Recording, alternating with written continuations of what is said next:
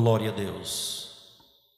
Um hino que nos mostra exatamente o assunto pelo qual estaremos mencionando hoje à noite.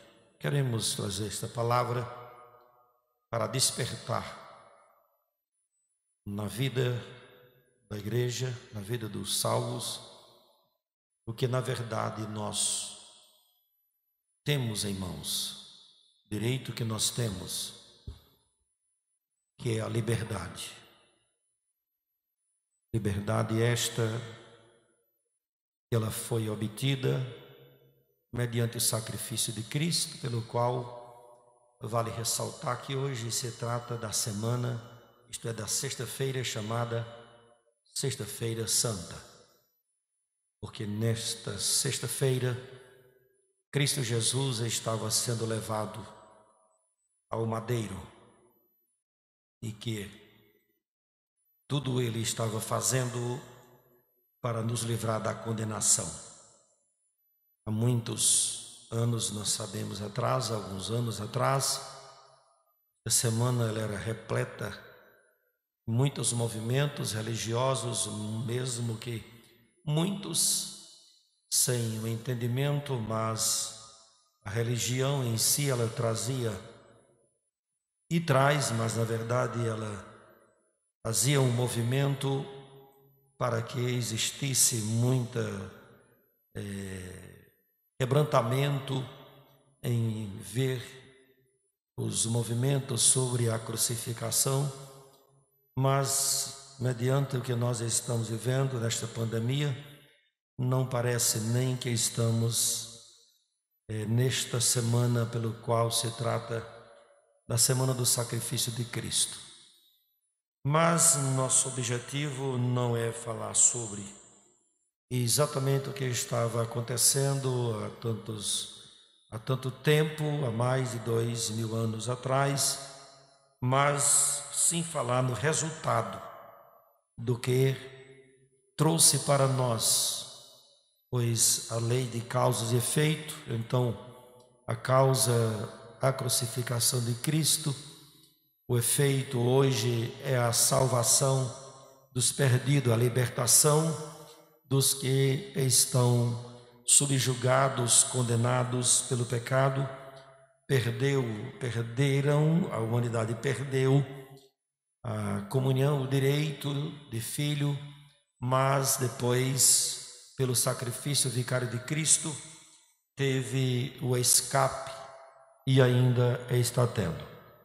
Como entendemos, Paulo escreveu esta carta a fim de preparar o caminho para uma obra dupla, pelo qual ele estaria fazendo através desta carta e ensinando aos romanos como eles deviam se comportarem, procederem, porque como nós sabemos que existia a lei, que a lei de Moisés era muito ainda naqueles dias tido como soberano, mesmo que tudo apontava para Cristo, mas depois que Cristo veio, nós sabemos que nasce uma luz nas trevas, conforme profetizou o profeta Isaías, porque a lei não era a luz, a lei apontava para a luz, e um dia a luz apareceu, amados irmãos, e esta luz que tem iluminado o caminho de muitos, ele quer também alumiar o teu caminho e prosseguir iluminando o caminho da igreja. Então, e agora, como havia o judaísmo e entre outras religiões e seitas daquela época, havia um paralelo da igreja, da pregação de Paulo com o judaísmo, falando o judaísmo sobre a lei mosaica, que foi dada lá no Monte Sinai, conforme todos conhecem a história, que Moisés recebe as tábuas da lei, traz ao povo e ensina ao povo como eles deviam proceder, o povo de Israel. Mas nós sabemos que depois no decorrer do tempo, chegando o tempo de Deus, a plenitude dos tempos, agora Jesus Cristo nasce e cumpre todo o seu desígnio aqui na terra, todo o ministério. E depois que a igreja foi implantada, como nós sabemos, Paulo foi comissionado por Deus para edificar muitas igrejas, abrir muitas igrejas em muitos lugares, e que um desses lugares estava sendo aqui em Roma, e que Paulo estava preocupado. E havia alguém querendo se esconder, sem se querer se declarar que era cristão, porque isso sempre aconteceu. E é tanto que Paulo diz aqui que não se envergonha do evangelho, né? Porque é o poder de Deus. E aí Paulo passa a dizer que é devedor, tanto a bárbaro, a grego como a bárbaro, e a todos Paulo se sentiu devedor. E que ele estava mostrando, meus amados irmãos, aqui no capítulo 1, versículo 16, que não podia se envergonhar do evangelho. Ele diz: porque não me envergonho do evangelho de Cristo, pois é o poder de Deus para a salvação de todo aquele que crê, primeiro do judeu e também do grego. Mas judeu, ele era o povo da promessa, mas o evangelho veio exatamente para o povo da promessa, porque a promessa era que haveria de vir o Messias, e então o Messias tinha que vir conforme veio a promessa de Deus, cumprindo a promessa de Deus, e que Paulo agora estava assumindo uma grande responsabilidade. E lamenta-se porque há muitos que ainda se envergonham do evangelho. Não podemos nos envergonhar do evangelho. Estamos num culto de ensino e que nós precisamos aprender a ser crente, a ser cristãos verdadeiros. Não podemos ser cristãos nominais. Precisamos ser a autêntica igreja de Cristo. A igreja, ela não se macula com as coisas do mundo. A igreja de Cristo, ela tem o seu perfil e ela deve cumprir a sua obrigação e ela ser exemplo para todos aqueles que lhes observam. Porque nós queira ou não, que aceite ou não, que saiba ou não, nós somos, na verdade, observados de uma maneira secreta, amados por muitos, como igreja, porque os olhos de todos estão voltados para a igreja nesse sentido, de que a igreja ela não pode se macular, como já disse, ela não pode fazer aquilo que o mundo faz. Porque se nós não fizermos a diferença, irmãos, o que é que nós somos? Que luz é que nós somos? Que sal é que nós somos? E a diferença não é tão somente nós termos um título, nós pertencermos ou frequentarmos a uma igreja, reunir-se mesmo de forma virtual para ouvir a palavra. O segredo está no nosso caráter, o segredo está no nosso comportamento, é que alguém possa ver Cristo em nós, como nos diz o hino, que alguém veja Cristo em mim. Então, será que alguém está vendo Cristo em você?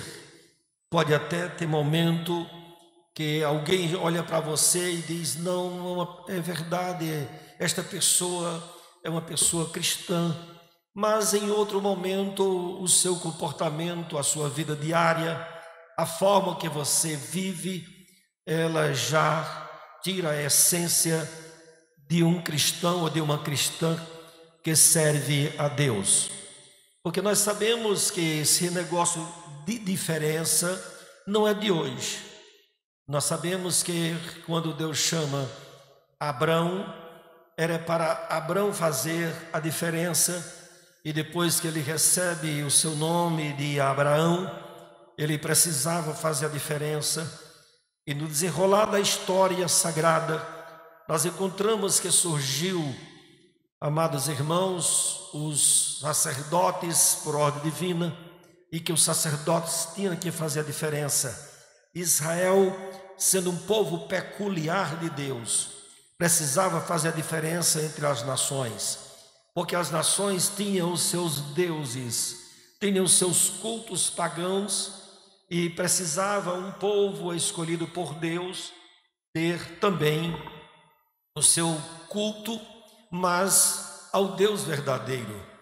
E como nós sabemos que existiu no tempo dos sacerdotes, toda aquela forma que um sacerdote podia e devia chegar na presença de Deus, porque se ele chegasse de outra forma, ele seria até fulminado, como nós temos na Bíblia, que aqueles que ofereceram fogo estranho, eles foram fulminados. Aqueles que tentaram segurar a arca, quando ela desequilibra, ele também foi fulminado. E tudo isto está vindo em torno disto que nós estamos falando, porque precisamos fazer a diferença no mundo indiferente. Olha, irmãos, é sério. Esse negócio aqui que eu estou falando é de Deus e que nós precisamos não só ouvir, mas aplicar na nossa vida. E agora Paulo, escrevendo esta carta à igreja, mostrando aos romanos a forma de que os cristãos devem se comportar. Tenho dito sempre aqui que o cristão, a igreja, eu estou falando a igreja verdadeira, não uma igreja que não seja salva em Cristo. A igreja sempre ela deve andar na contramão com o mundo, quer dizer, sempre ela está oposta às coisas do mundo, e isso também era com Israel.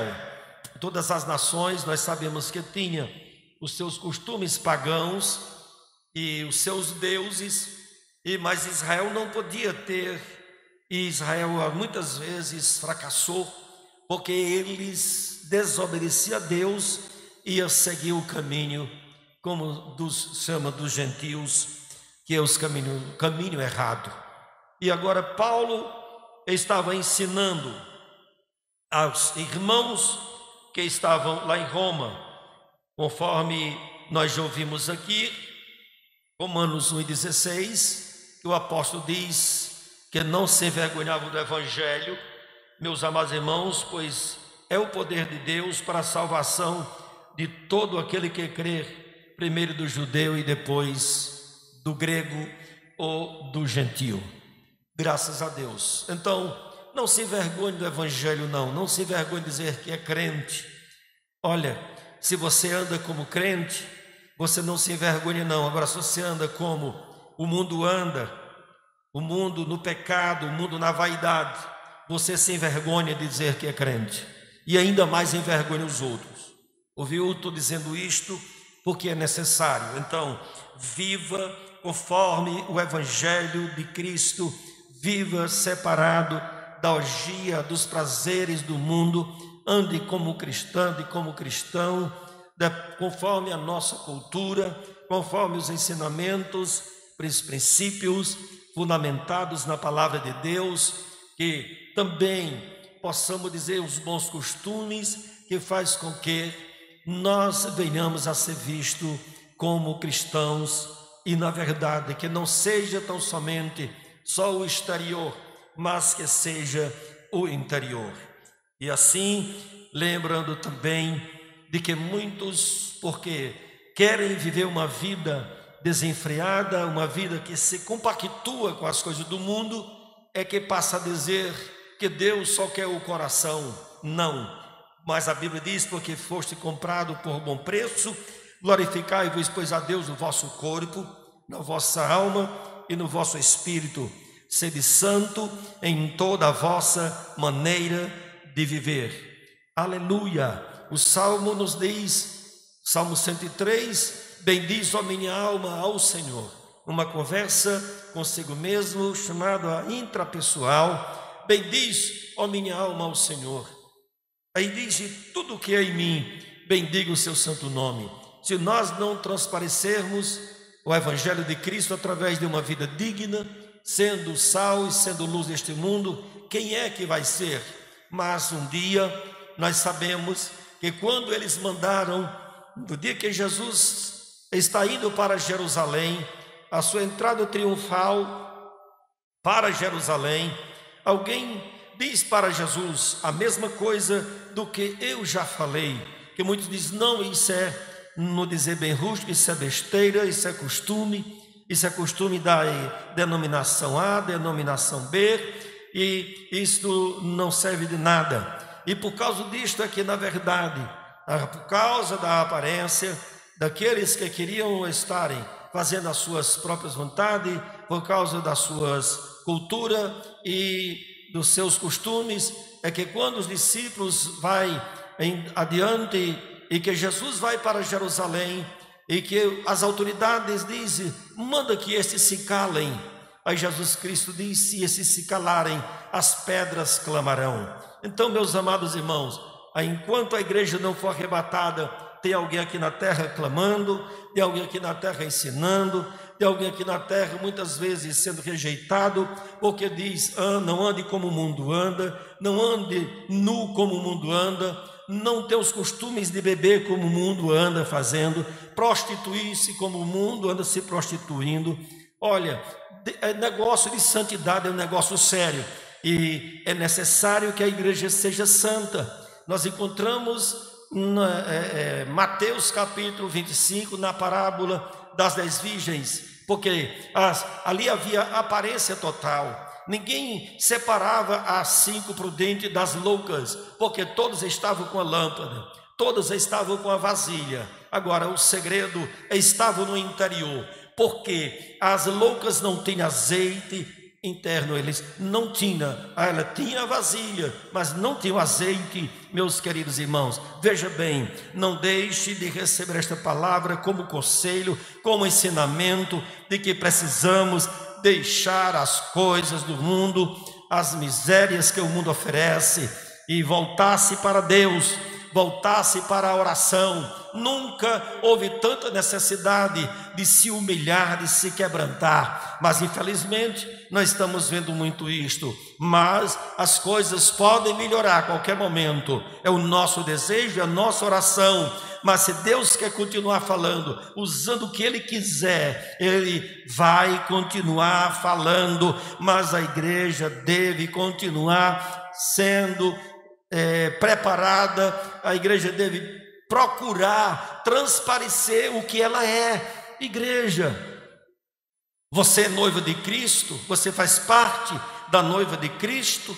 Todos nós conhecemos casamentos até aqui na nossa cultura e até em outros conhecemos. A expectativa é de que a entrada da noiva é muito interessante.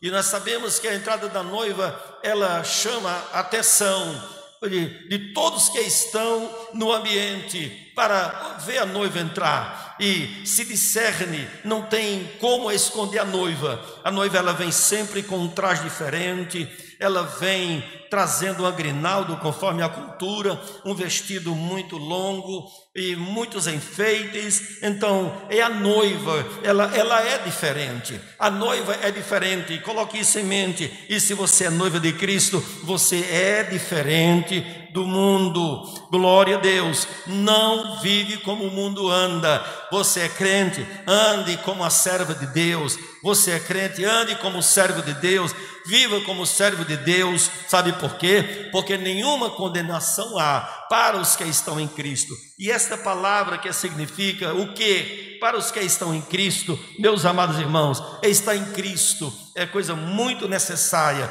é indispensável, é viver a palavra, é viver o ensinamento da palavra de Deus. Meus irmãos, imagina bem a igreja primitiva, imagina como aqueles cristãos viviam ali, sendo odiados, porque vivia diferente. Nós sabemos as perseguições que têm surgido para a igreja. Meus amados irmãos, não estou me referindo nem agora nessa pandemia, porque de uma forma ou de outra, alguém diz que a perseguição pelo lado se vê, na verdade, não queremos refletir sobre isto, mas aqui nós temos uma esperança, porque a nossa vida agora está debaixo da graça, segundo o Espírito de santidade e adoção. Aleluia! Então preze por isto para que você possa ser uma pessoa que vá subir no arrebatamento da igreja. Hoje os ensinamentos, eu ouvi outro dia, não vou referir aonde, mas eu vi alguém falando na escola dominical, em uma escola dominical, que Jesus já veio para alguém, e querendo dizer que não existe mais arrebatamento da igreja, não vai ser o arrebatamento da igreja. Jesus veio para um, veio para outro, não, Jesus veio por todos. Agora a sua vinda é para arrebatar a igreja.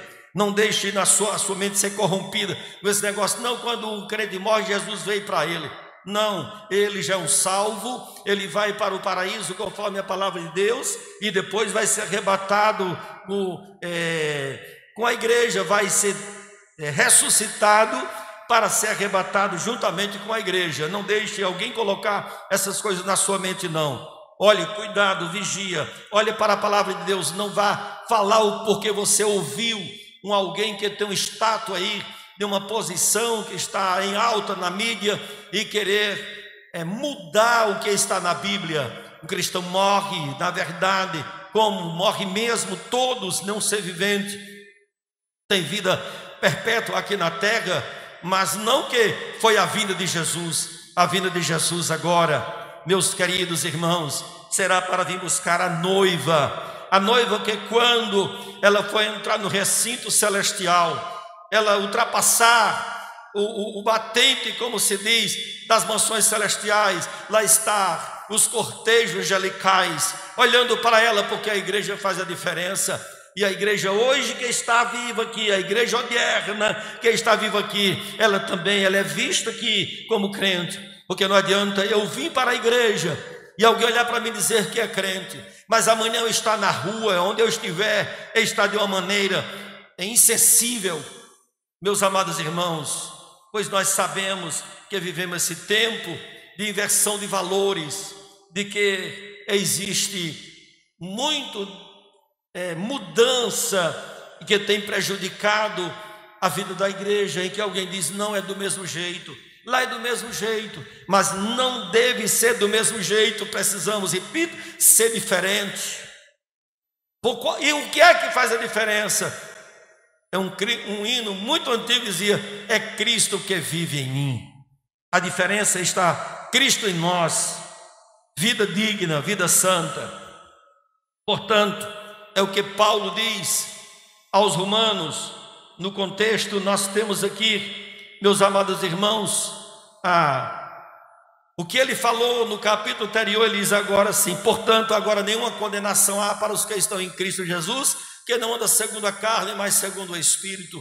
Porque a lei do Espírito de vida em Cristo Jesus me livrou da lei do pecado e da morte. Porque a lei, conforme está aqui no capítulo 7, a lei condena, a lei mandava matar. A graça, ela não condena, a graça salva. A graça diz: arrepende-te. Pela lei, alguém era apedrejado imediatamente, dependendo do seu pecado, era apedrejado. Mas aqui, na Bíblia, arrependei-vos, porque é chegado o reino dos céus. Então, se você se sente uma pessoa que está insegura acerca da sua salvação, ou que a sua vida não se condiz com os princípios bíblicos, é tempo de você se corrigir, voltar-se para Cristo, receber esta palavra. As obras da carne, elas são manifestas conforme Gálatas capítulo 5. A palavra de Deus nos mostra, versículo 19 ao 23, claramente o que são, na verdade, o que o corpo deseja, o que o corpo quer. mas a palavra de Deus está nos mostrando claramente quem é os filhos de Deus. Aqui no capítulo 8, versículo 14, nos diz assim: porque todos os que são guiados pelo Espírito, aqui está em maiúsculo, porque todos os que são guiados pelo Espírito de Deus, esses são filhos de Deus. Então a condenação é para os que não são filhos de Deus. E há muitos que dizem: todo mundo são filhos de Deus. Não, é todos quantos receberem quem? Jesus, Deus deu-lhes o direito de serem chamados filhos de Deus. Mas é preciso receber Jesus como Salvador. E não só receber, mas permanecer servindo a Ele, deixar que Ele habite, que Ele more em você. Porque todos os que são guiados pelo Espírito de Deus, esses são filhos de Deus. Porque nenhuma condenação há para os que estão em Cristo, e os que estão em Cristo são filhos de Deus.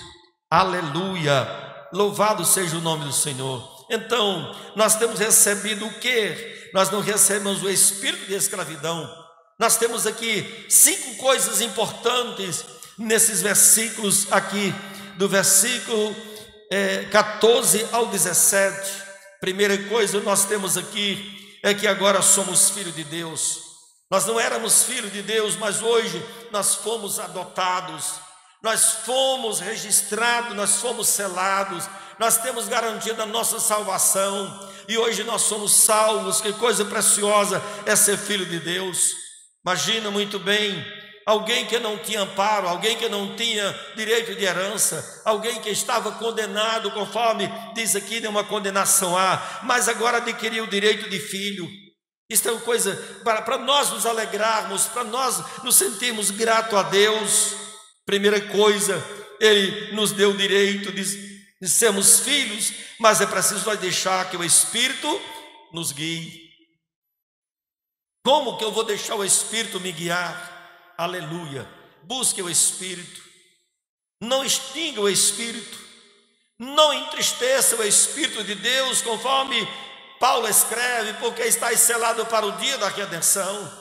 Há muitos que estão entristecendo o Espírito de Deus, estão trocando o santo pelo profano, trocando as coisas que condiz com a santidade, com o mundanismo, os costumes, as modas, porque existe alguém que é famoso e tem um título de crente e vive do jeito que vive, e alguém vai viver também, porque alguém disse. Não vá pelo que alguém disse, vá pelo que está na Bíblia, ou vamos pelos que está na Bíblia, pelo que está na Bíblia. Esse é que é o caminho para os filhos de Deus. Primeira coisa, ser filho. Filho tem direito, muito direito, é diferente do servo. Aleluia. Olha, e agora, segundo, nós não recebemos o espírito de escravidão, não somos mais escravos, porque Jesus levou cativo o cativeiro. Aleluia.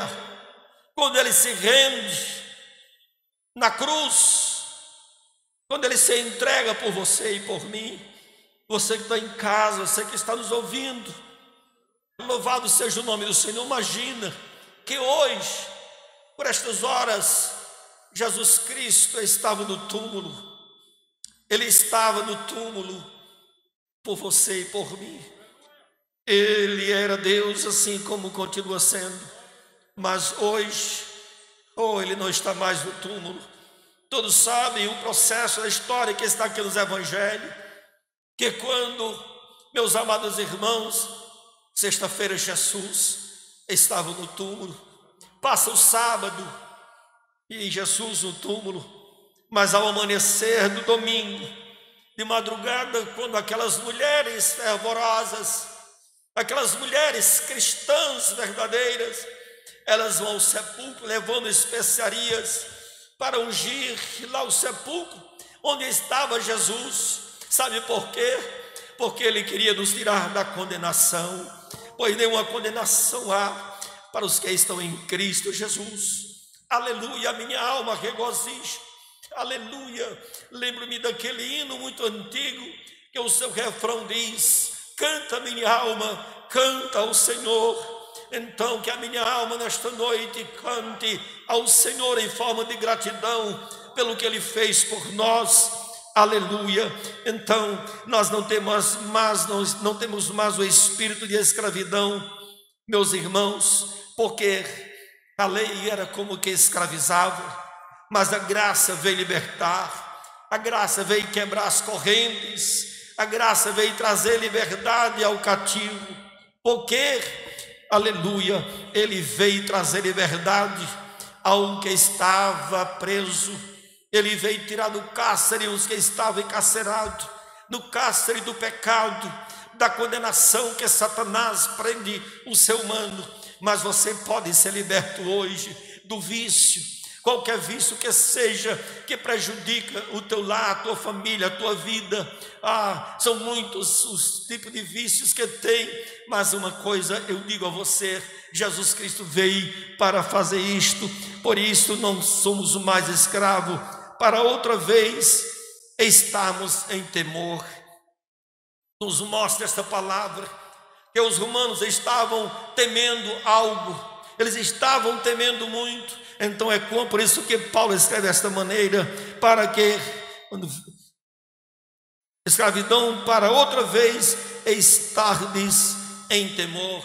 Glória a Deus. O cristão está firme, a pandemia está aí, ele está preocupado com a família, com a sua vida, mas ele permanece firme. Ele não tem medo da morte, ele teme o momento da partida, mas ele sabe porque depois desta vida ele tem um descanso eterno. E a morte, ela é o transporte que nos conduz a Deus, ela nos transporta desta vida para outra, nos levando para o paraíso na presença de Deus. Graças a Deus que não temos mais a escravidão, hoje somos servos do Senhor Jesus Cristo, e Ele agora como filhos, conforme está aqui em Romanos capítulo 8 e o versículo 15, ele continua dizendo: mas recebeste o Espírito de adoção de filhos, pelo qual clamamos, Abba, Pai.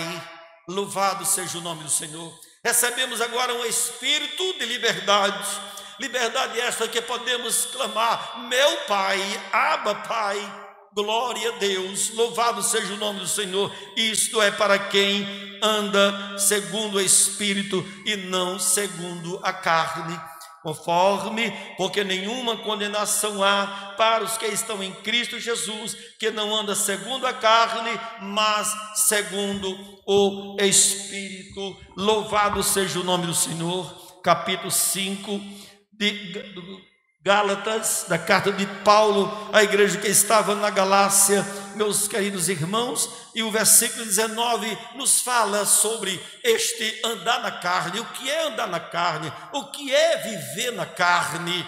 Nós já trouxemos uma palavra já hoje à noite já falando sobre isto, mas aqui diz: porque as obras da carne são manifestas, e nós estamos aqui neste mundo, e mais precisamos ter cuidado com as obras da carne, pois as obras da carne é exatamente escândalo a palavra de Deus, pois é prostituição, impureza, lascívia, idolatria, feitiçaria, inimizades, porfias, emulações, iras, pelejas.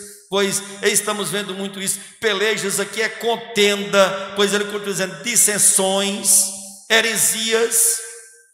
Nunca se ouviu tanto, irmãos, falar heresias do que nos dias que nós estamos vivendo. Não precisa mencionar nada, todos estão vivendo esses dias em que as heresias é muito grande. Mas uma coisa isso é obra da carne: vem inveja, vem homicídio, vem bebedices, glutonarias e coisas semelhantes a estas, acerca das quais vos declaro, como já antes vos disse, que os que cometem tais coisas não herdarão o reino de Deus.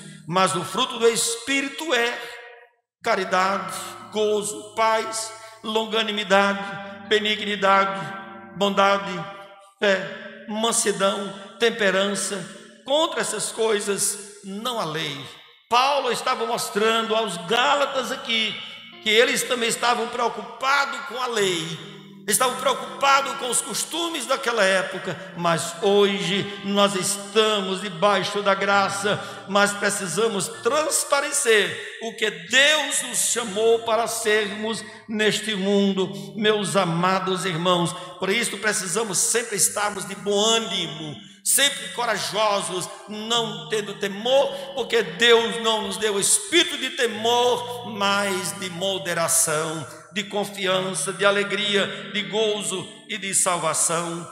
Graças a Deus, portanto, que o Senhor Jesus Cristo continue nos abençoando, mas não esqueça de que nós estávamos condenados, mas hoje estamos libertos. E para encerrar, conforme Paulo escreve também aos Efésios capítulo 4 e o versículo 17 diz: e digo isto e testifico no Senhor, para que não andeis, mas como andam também os outros gentios, na vaidade do seu sentido.